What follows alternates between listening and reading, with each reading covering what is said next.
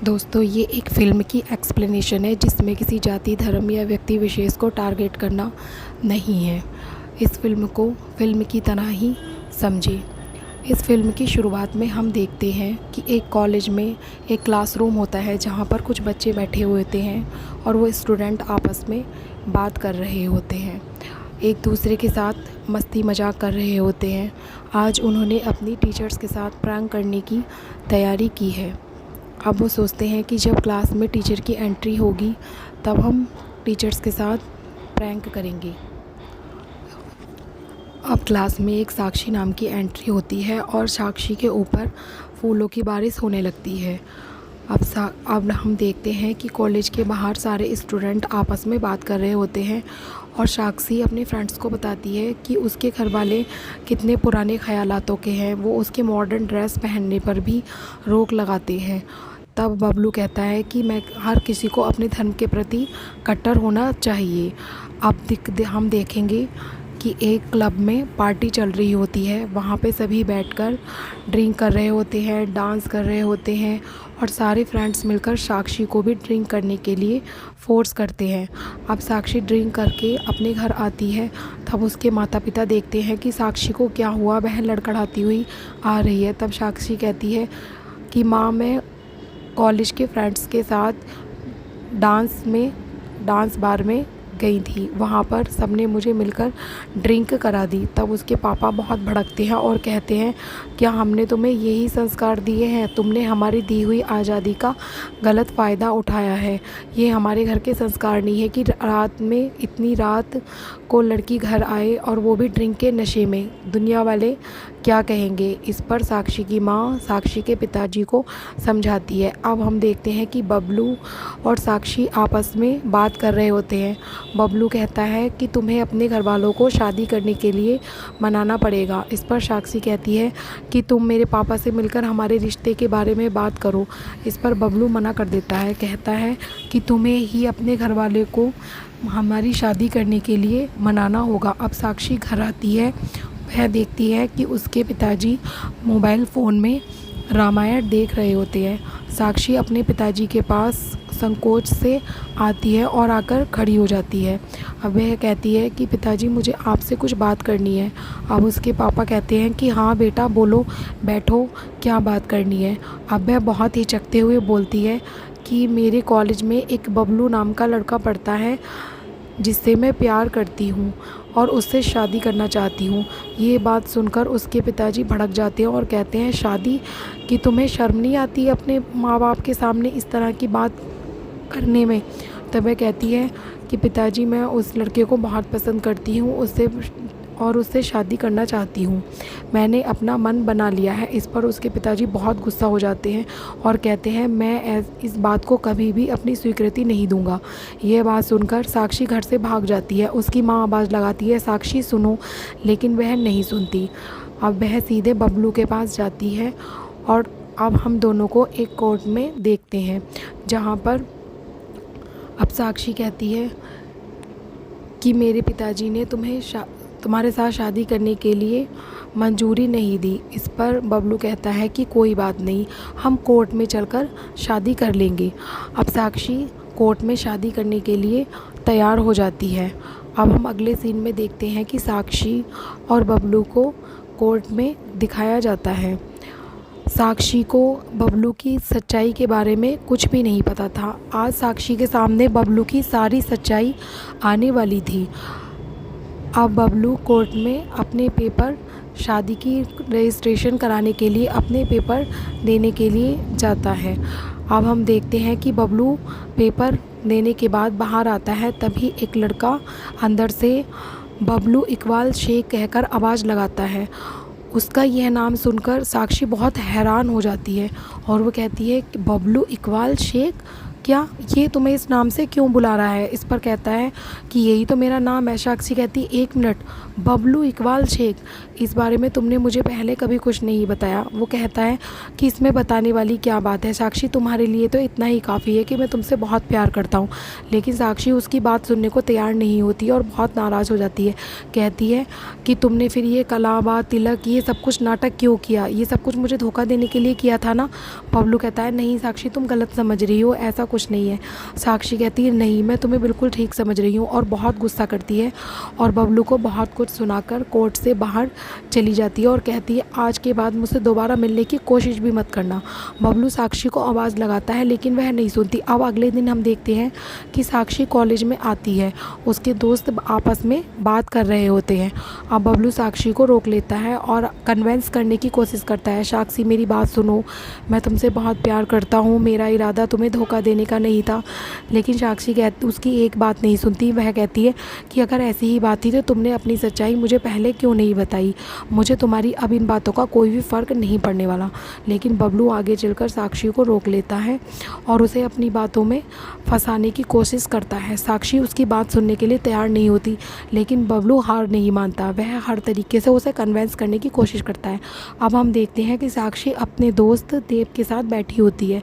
अब देव कह रहा होता है अरे बबलू जैसे लड़कों को मैं अच्छी तरह से जानता हूँ, ये लड़कियों का ब्रेन वॉश करते हैं, अपने प्यार के जाल में फंसाते हैं, इनका मेन मकसद है लव जिहाद, हिंदू लड़कियों को फंसाना, टारगेट करना और अपने प्यार के जाल में फंसाना।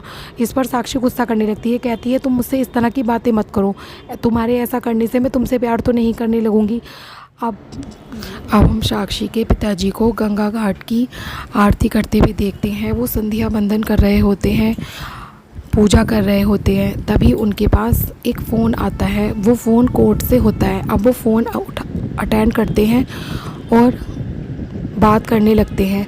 अब कुछ कोर्ट में उनकी जो जान पहचान के कर्मचारी थे वो उन्हें बताते हैं कि आज आपकी बेटी कोर्ट में शादी की अर्जी लगाने के लिए आई थी। अब साक्षी घर आ जाती है। अब उसके पिताजी पूछते हैं क्या आज तुम कोर्ट में गई थी अपनी शादी की अर्जी लगाने के लिए? तब वह कहती है हाँ। कि कौन है वो लड़का जिससे तुम शादी करना चाहती हो, मैं भी तो जानूं। तब वह कहती है कि पिताजी मैंने जिस लड़के के बारे में आपसे कहा था बबलू, वो लड़का वही है। अब ये बात कहकर साक्षी जाने लगती है। तब उसके पिताजी कहते हैं बबलू, पूरा नाम बबलू इकबाल शेख।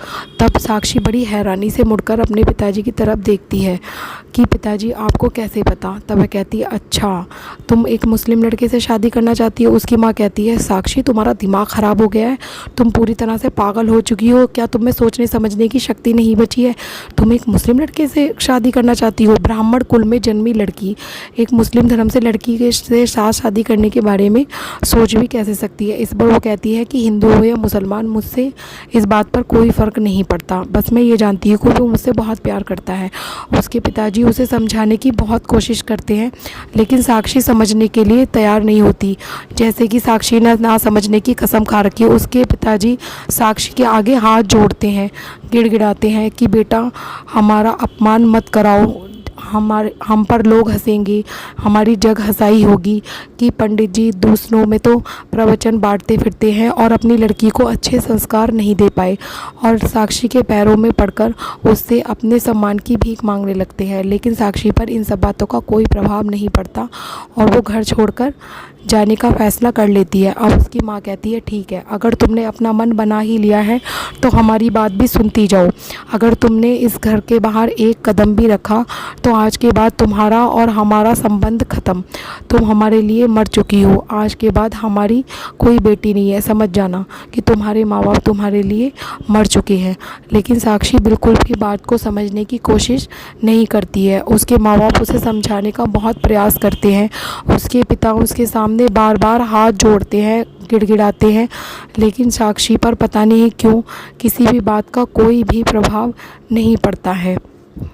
साक्षी के माता पिता अपनी बेटी की ऐसी हरकतों को देखकर बहुत ज़्यादा परेशान हो जाते हैं।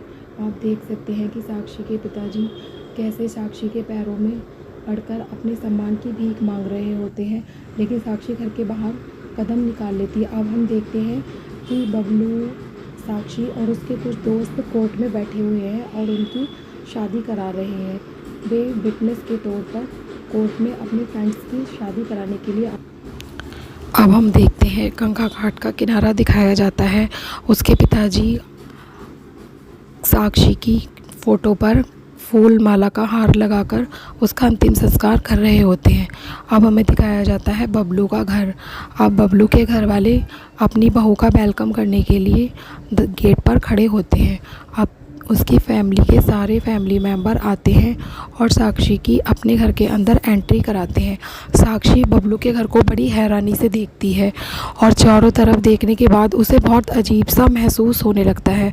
वो बहुत हैरानी से उसके घर की दीवारों को, उसके घरों को देखने लगती है, क्योंकि उसे पता नहीं कैसा महसूस होने लगता है। अब साक्षी की सास आती है और साक्षी अपनी सास के पैर छूती है और दादी को भी नमस्ते करती है। अब बबलू को दिखाते हैं। बबलू किसी एक आदमी, अजीब तरह के आदमी से मिलता है। अब हम देखते हैं कि साक्षी सुबह सुबह नहाकर कपड़े फैला रही होती है। अब साक्षी की सास साक्षी के पास आकर कहती है कि साक्षी बेटा, अब हम चाहते हैं कि तुम्हारे मुस्लिम रीति रिवाज के साथ तुम्हारी शादी करा दी जाए इस पर, और तुम्हें एक खूबसूरत सा मुस्लिम नाम दे दिया जाए। इस पर साक्षी कहती है, क्या मेरा नाम तो साक्षी है और साक्षी ही रहेगा, मैं अपना नाम कभी नहीं बदलूँगी। तब बबलू की माँ कहती है कि बेटा, जब तुमने हमारे धर्म में शादी कर ही ली है, बबलू को अपना शौहर मान ही लिया है, तो तुम्हें अपनी पहचान भी बबलू के हिसाब से ही बनानी होगी। तब साक्षी अपनी सास के साथ बहस करने लग जाती है। अब बबलू के अब्बू बबलू से कहते हैं कि ये कैसी बहू लेकर आए हो तुम, इसने तो 2 दिन घर में आए भी नहीं हुए और अपनी मनमानी करनी शुरू कर दी। अब बबलू साक्षी को समझाता है कि मैं तुम्हें साक्षी के नाम से ही बुलाऊंगा, ये सिर्फ एक छोटी सी रस्म है। इस पर साक्षी कहती है, नहीं, कि तुमने तो हमसे बड़े बड़े वादे किए थे, तुम तो हमारी पहचान ही छुपा लेना चाहते हो। अब हम देखते हैं कि साक्षी और बबलू का निकाह हो रहा होता है। अब काजी साहब निकाह पढ़ा रहे होते हैं और कहते हैं, क्या तुम्हें ये निकाह कबूल है? साक्षी बहुत दुखी मन से हाँ बोल देती है। उसे बहुत अजीब सा महसूस हो रहा होता है। साक्षी को उदास देखकर थोड़ा सा खुशनुमा माहौल बनाने के लिए बबलू अब एक साक्षी के लिए थोड़ा सा रोमांटिक गाना गाता है, जिससे कि साक्षी के चेहरे पर थोड़ी सी मुस्कुराहट आ जाए, थोड़ा सा खुशनुमा माहौल हो जाए। साक्षी थोड़ा ये सब कुछ देखकर थोड़ा सा अपना मूड अच्छा कर लेती है और थोड़ा खुश हो जाती है। अब वो सब डांस करने लगते हैं और खुश हो जाते हैं। अब हम दिखाते हैं कि साक्षी और बबलू एक साथ खड़े होते हैं। वो पता नहीं किस बारे में बात कर रहे होते हैं। साक्षी बबलू से कहती है कि अब हम देखते हैं कि बबलू साक्षी को वज़ू करना सिखा रहा होता है। वह उसे अपने धर्म के तौर तरीके सिखाने की कोशिश करता है। अब साक्षी अपने हाथों को धो रही होती है और वज़ू कर रही होती है। अब बबलू की माँ साक्षी को सर ढकना सिखा रही होती है कि नमाज़ कैसे पढ़ी जाती है, नमाज़ पढ़ने का तरीका साक्षी को सिखा रही होती है। अब साक्षी नमाज़ पढ़ने के लिए तैयार हो जाती है और वह अपनी सास के साथ बैठकर नमाज़ पढ़ने लगती है। अब साक्षी अपनी सास से पूछती है कि अम्मी जान, एक बात बताइए, इस नमाज़ को पढ़ने का क्या मतलब होता है, आप लोग नमाज़ क्यों पढ़ते हैं? तब वह बताती है कि नमाज़ पढ़ना एक बहुत ही नेक काम होता है। अब साक्षी और बबलू को हम देखते हैं कि वो दोनों एक साथ नमाज़ पढ़ रहे होते हैं। अब हम देखते हैं कि साक्षी और बबलू अपनी अम्मी के पास आकर खड़े होते हैं और साक्षी कहती है कि अम्मी जान, हम घर में रहकर बोर हो जाते हैं, अगर आपकी इजाज़त हो तो क्या हम जिम जॉइन कर लें, इससे हमारा मन भी बहला रहेगा और हम फिट भी रहेंगे। ये बात सुनकर बबलू की माँ बहुत तेज़ भड़क जाती है और कहती है, खबरदार, जो ऐसी बात अपने मुंह से निकाली तो हमारे घर की औरतें हिजाब में रहती हैं और तौर तरीके से रहती हैं और तुम करके बाहर जिम जॉइन करने की बात कर रही हो।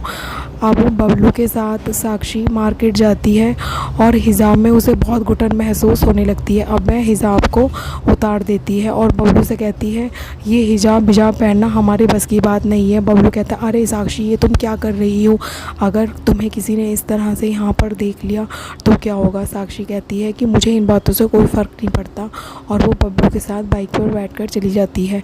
अब जब वह रास्ते से गुजर रही होती है तब माता का एक मंदिर वहाँ पर पड़ता है। वह बबलू से कहती है कि चलो माता रानी के मंदिर में दर्शन करने के लिए चलते हैं। बबलू मना कर देता है। अब हम देखते हैं साक्षी घर लौटकर वापस आ जाती है। अब उसकी माँ खाना लेकर आती है और कहती है कि लो ये खाना खा लो। तब साक्षी कहती है कि मैं ये सब कुछ नहीं खाती हूँ। तो कहती है हमारे घर में तो यही सब कुछ बनता है, तुम्हें यही सब कुछ खाना पड़ेगा, और वैसे भी तुम कहीं की राजकुमारी हो क्या। अब वह कहती है कि जाओ अपने भाईजान को नाश्ता देकर आओ। अब साक्षी बबलू के बड़े भाई को नाश्ता देकर चली जाती है और बबलू का बड़ा भाई उसे गंदी नज़रों से देखने लगता है और सोचने लगता है उसके बारे में कि ये साक्षी कितनी खूबसूरत है।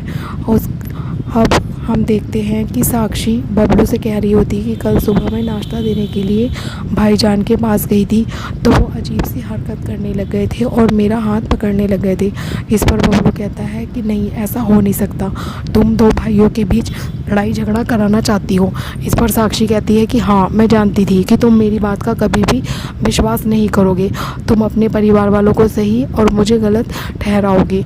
अब बबलू साक्षी को डांट कर चला जाता है। अब साक्षी बहुत दुखी हो जाती है और अपने बीते दिनों के बारे में सोच कर बहुत रोने लगती है कि बबलू कितना बदल गया है, उसने मुझसे कितने अच्छे वादे किए थे कि मैं तुम्हें सारी ज़िंदगी खुश रखूँगा, अब उसने मुझे घर में लाकर कैद कर दिया है। अब साक्षी अगले दिन तैयार हो रही होती है तो बबलू का बड़ा भाई साक्षी के कमरे में आ जाता है और पीछे से उसे पकड़ लेता है और उसके साथ बदतमीज़ी करने की कोशिश करने